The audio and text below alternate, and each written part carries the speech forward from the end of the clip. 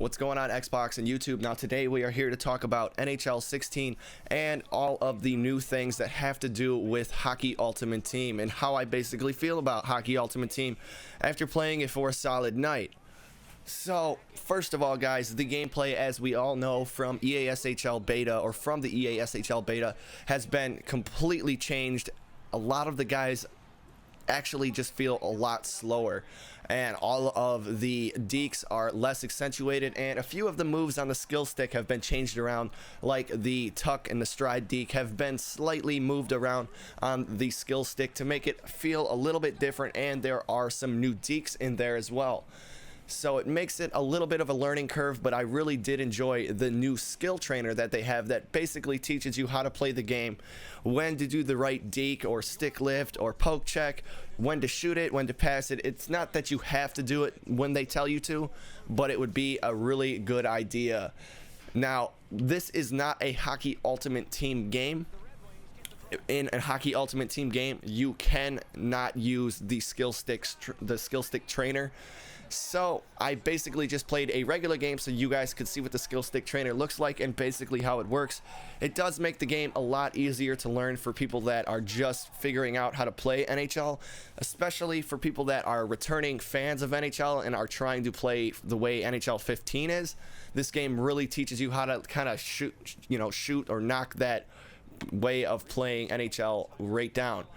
But there are tons of new dekes, and as you guys can see by just watching a lot of this, that it just is a lot more hectic. The poke checks work a lot better now, and it's just feels more like a simulation hockey game. It doesn't, they got rid of a lot of the skill zone traps. They got rid of the 1-4 trap. They got rid of the 5-man trap, and just several other things that really just made NHL 15 broken because people figured out how to exploit the game in several different ways. The game became less about skill and more about how well you could exploit the glitches in the game.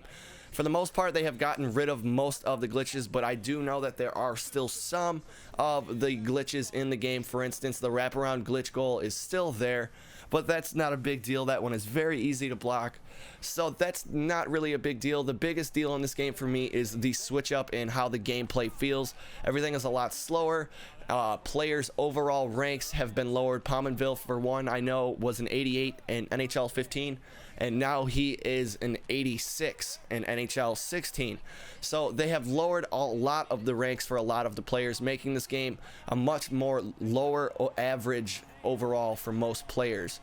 But it also leaves more room for the game to be more skill-based. And since the game is 10 times more skill-based, instead of people just worrying about their overall for each player, like, oh, I have 90 overalls or I have 92 overall players on my team, it's gonna come down to more how you can play or what that player can actually bring to your team. Is he a player, or is he a playmaker? Is he a shooter, a sniper, an enforcer?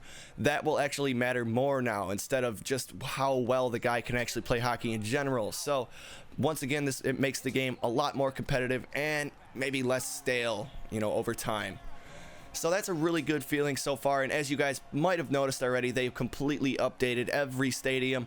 Right now I'm actually playing in the Tampa Bay Stadium, which has what's called a Tesla coil sitting up in the roof, which they haven't actually shown yet, but I would like to believe that every time you score a goal, this Tesla coil goes off and basically makes a big electrical discharge, which in turn makes a loud ass sound, which kind of is supposed to represent your goal horn. And from what I understand, this really does exist. So they have definitely updated each of the stadiums in their own way, and for most teams that have a mascot, like for instance, I do not know if Detroit can really have a mascot because our mascot is an octopus, but for most teams that do have an actual mascot, you will find your mascot walking around the stadium cheering for your team or banging on the glass or something along those lines, basically just once again making the game feel and look more realistic. So that is really cool in its own way as well.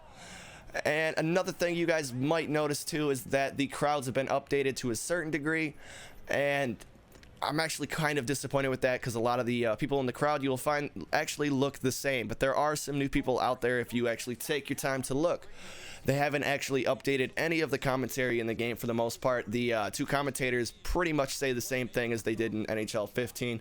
So I wouldn't say they've actually updated that, but that would probably take them too much work, and we all know EA, they're just a cash grab. But yeah.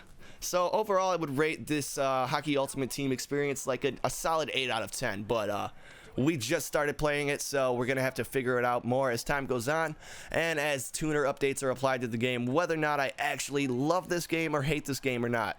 So with that being said, guys, I hope you guys like this video, and I hope I've opened your perspective at least a little bit on NHL 16 Hockey Ultimate Team, and I will see you guys on the next video. Peace.